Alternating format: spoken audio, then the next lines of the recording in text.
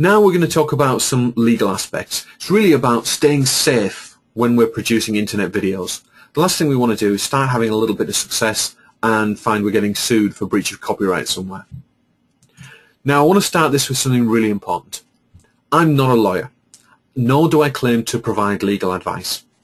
Before making any business decisions related to copyright and royalty-free media, you'd be well advised to consult your own lawyer or legal representative. So, copyright. All media files are owned by someone. Very often they don't explicitly declare this. So just because you don't see a copyright symbol on something doesn't mean it's not copyrighted. If you take a photograph, you own the copyright to that, even if you don't write on copyright owned by whoever. In a lot of instances, people will give you usage rights. So they'll say, this is what you may do, this is what you may not do with my file. If you see them, and if we're not going to a site to actually buy images, you want to be looking for something called a Creative Commons commercial use. And just to quickly show you what I'm talking about here. If we go into Google Images and we want to search for, let's say we want a photo of Tahir Shah. Okay, it's a fairly common name.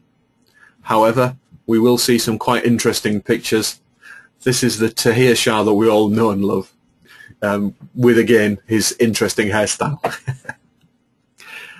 However, if we come down the side here, if we go to the top here and we click on Advanced Search, we've got Tahir Shah, but we say that we want to look for images labeled for reuse, limited to commercial use.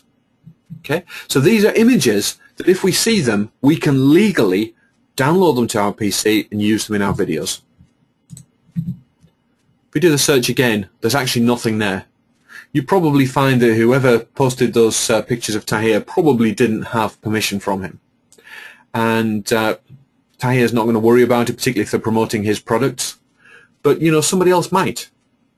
So you've got to be very, very careful there.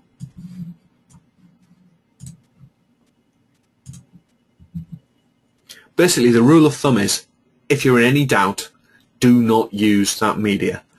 And remember, I'm not just talking about images here. It's anything that has been created by somebody. So it might be an image. It might be a music file. It might be somebody else's video. It might be somebody else's disclaimer on their website. Very often the legal statements on websites have been written by a lawyer, and someone's paid thousands of dollars to have them checked and double-checked and to make sure that they're really solid. So if you reuse them, you're effectively stealing that content. Articles is another one. Blog posts is another one.